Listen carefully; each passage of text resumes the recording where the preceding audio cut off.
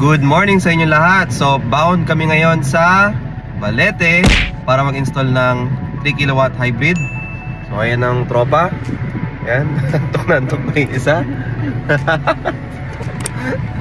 Ayan. So ayan. Hello Jerome. So ayan. So isang small setup ito. At inaasahan namin na matatapos din namin ito ngayong araw na to dahil meron kaming prefabricated din na control panel. At 6 na panel lang naman yun. Pagtapos nun, terminate agad. So ayan, stay tuned tayo mga sir, mga ma'am sir. Okay, bye-bye. Good morning. Ayan, andito na po tayo sa installation site. Ito po ay napakagandang lugar. May mga banderitas pa ang installation site. At etong client natin na to ay kakaiba ang kanyang bahay. Gusto niya yung old style. Oh, tapos hindi sila mahilig sa halaman. Tignan niyo naman. At dami. Tuloy-tuloy po ang aming unloading. Ayan, 6 na panel lang po ito na 500 watts from Trina Solar with 25 years warranty. Ayan. At battery na 5 kilowatt hour at inverter na 5.5 kilowatts. And ayan, tuloy-tuloy po ang ating pag-diskarga. Stay tuned po tayo para makita niyo po ang aming pag-i-install. Bye-bye.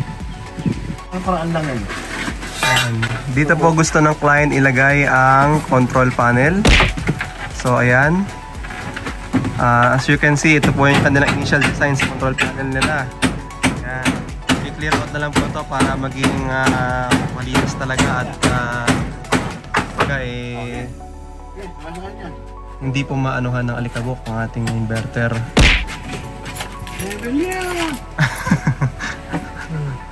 Tatalo po sila sa level. Alright, ito po ang paglagay namin ng control panel. Stay tuned po tayo. Ayan po mga ma'am sir, ang atake po namin dito ay nung una akala namin dito ay kakabit ng solar. So talagang nangangamba kami kasi syempre niipa no? Pero ito pala ang ginawa ng may-ari. Talagang dinesign niya to na magkaroon ng solar panel dito. So ngayon, mapapansin po ninyo, rebar lang po ang ginamit dito, no? Kaya naman po kami ay nagsuggest na gumamit ng tubular para ipa-welding dito. At yun po ang magsisilbing sasampahan ng aming mga railing.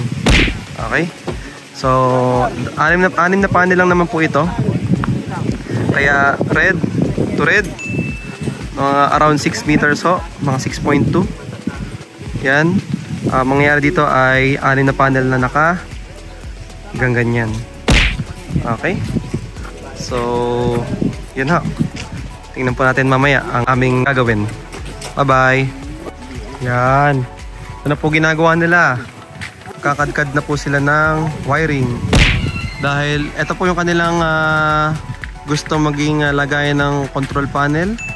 At nandun, ayan po, yung poste lang po na yan. Andyan lang po yung kanilang kontador. At kagandahan po niyan dahil may breaker na po yung kanilang kontador. Madali po kami makapag tap doon po sa kanilang distribution at sa kanilang grid side. Ngayon, ang ginagawa po nila ngayon ay nagre-ready na po ng wire para mapagtatapan po doon. Para pag nagka-brown out kami, wala pang 30 minutes ay nakatap na yan. Alright, stay tuned po tayo mga ma'am sir. Ayan nga po mga ma'am sir, so kinakabit na po nila yung railing sa ating tubular dahil nagkaroon po ng slight minor change sa ating plano. Dahil isang tubular na lang po ang ilalargo namin dito sa pangalawang rebar at sa pang-apat na rebar. At yun po magsisimulang magsisilbing sampahan ng ating mga bracket, ating mga L-foot. At yun, dun po ang gagawin nating kabitan ng ating mga solar panel. So, magkasama na po yung tubular at saka railings. Ayan o, kita nyo naman. Ready na para pagkasampay dyan, pagkalatag dyan, okay na, tapos na kami sa railings. Panel na. Tapos series na lang. And then kadkad ng wire papunta dun. So mabuti po at flexible po ang ating mga kasama makapag-isip ng plano. Sige, stay tuned lang po tayo mga ma'am sir. Maraming salamat po. Ayan po mga ma'am sir. Papansinin nyo, ayan, kinakabit na po nila yung tubular na merong railings. Ayan, welded po yan. At ang balak pa po ng client ay pag na-install na po namin to, siya na po daw bahala mag-reinforce pa, no? Pagtagtibay. Sa ngayon, yan daw po muna yung gusto niya mangyari. Mas okay daw yan. Nagkatugmaan kami sa approval nila at sa plano po namin. At ayan po, nagkakadkad naman po sila kasalukuyan ng conduit. Yan, conduit na meron na pong laman na wire po yan. Papansinin niyo po, para talagang tagong-tago, hindi niyo mahalata na may gumapang na wiring galing sa solar panels, no? Papunta sa kanilang control panel doon, no? At kainaman naman yan, ito yung kontador nila. Kontador at merong breaker. May merong provision at saka ito naman yung distribution. Kaya matadalian kami sa pagtatapo dito. Ayan. So ayun lang ho. Stay tuned for update. Bye. Ayan, tapos tayo mag-lunch. Nag-lunch na kami kanina. Ngayon ay ikinakabit na ang pangalawang tubular na may nakakabit ng railing. Tugon-tugon na yan. Tatlong railing bali yan. Tatlong 2.4 meters. 2.4 meters, tatlo. So, 6 bali. Ang mga railing na yan. Total of 7.2. So, yan, may space pa. Di sagaran yan kapag kinabit namin ang 6 na panel dyan. Na, pag ganito. Yan. So, yan, tulong-tulong sila. Yan. So, sige. Lipat naman tayo sa pinakadkara na wire. So ayan, kasalukuyan sila ngayon, nagko-conduit na, nagkakadkada ng wire magmula doon sa kanilang kontador. Ayun, teka lang, hindi ko makapokus eh. Ayan yung kontador nila. Then meron kami nilalagay na abang na wire na lumusot naman doon at gumapang papunta dito sa kanilang tinuturing na e-room. Panatilihin naming seamless ang kadkaran para talaga hindi siya intimidating tingnan. Okay? Stay tuned po. So ayan, malapit na lang matapos makakabit. Huwag po kayong mag-alala dahil i-reinforce daw ito ni client. Afterwards, gusto lang muna nalang mag-operate daw, makalibre ng kuryente muna. And then, seamless pong may tumakbong wire dito po sa kanyang kilikili. Yan. Tawag po namin sa mga singit-singitan na kilikili. At wala, dito naman siya bababa.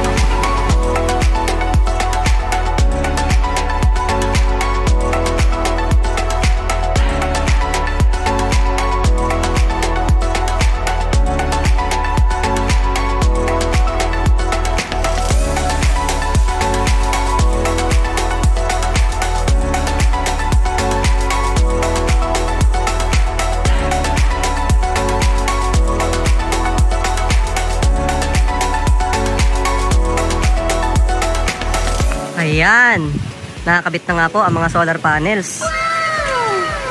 Ayan, oh, ang ganda po ng mga pagkakalatag niyan. Mula po rito, yan po yung aming naging abang conduit. Bale, ayan, ito ang magiging negative at doon ang magiging positive. Ayan. So, time check, anong oras na ba ngayon? Teka lang, tingnan natin. Alas 3 na. So, ano ba ang mga accomplishments so far? Bale, yan.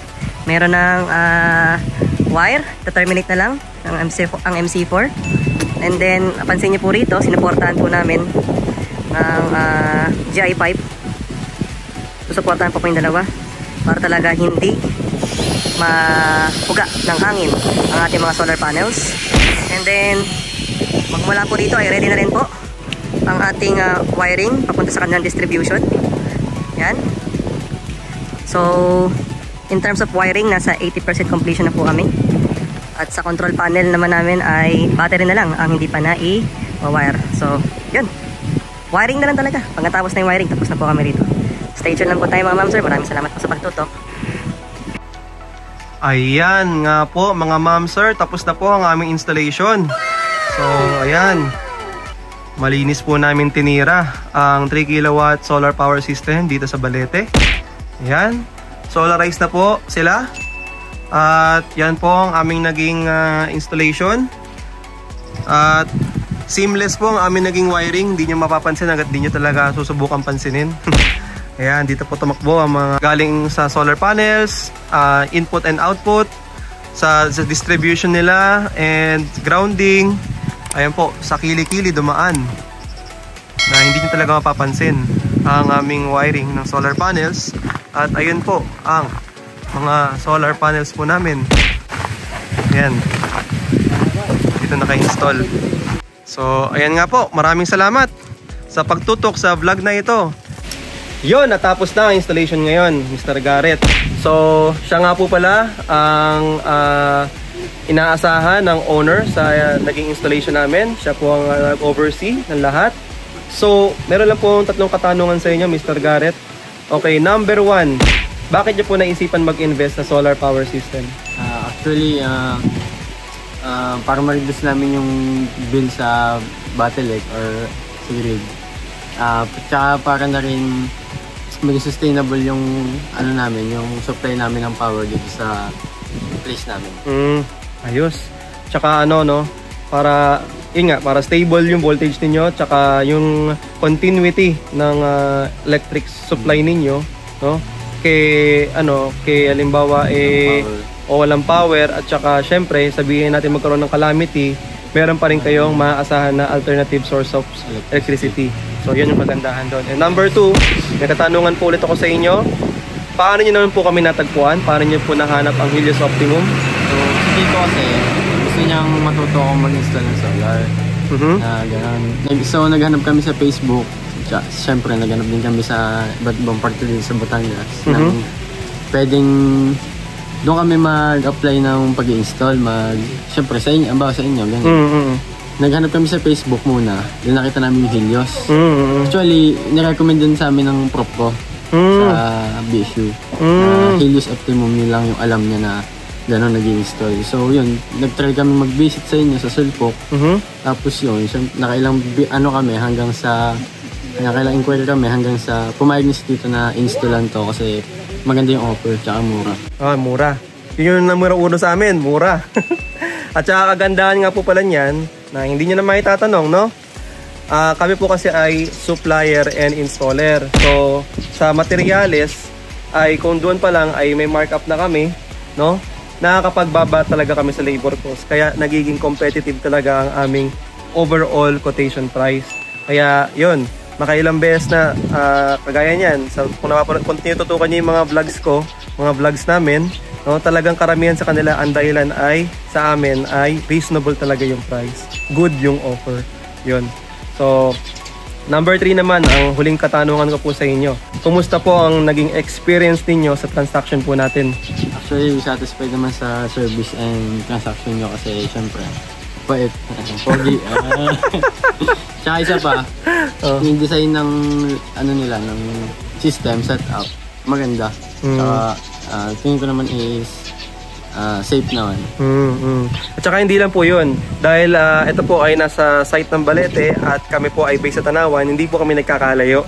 No? Yun po yung kagandahan doon. Dahil anytime na kailanganin po nila kami ay madali po silang puntahan. No? At saka syempre, marami po kaming paraan para makapag-troubleshoot sa kanila. At hindi naman din kami magkukulang sa mga protection devices na kailanganin nila. So yun po, maraming salamat ulit Mr. Garrett at sa family po ninyo sa pagtitiwala po sa amin. So ayan nga po pala, para sa inyong mga manonood ko po, no? Pag may inquiry po kayo, wag po kayo mag-atubiling mag-message po sa amin. Maraming salamat po, maraming salamat sir. Bye bye po.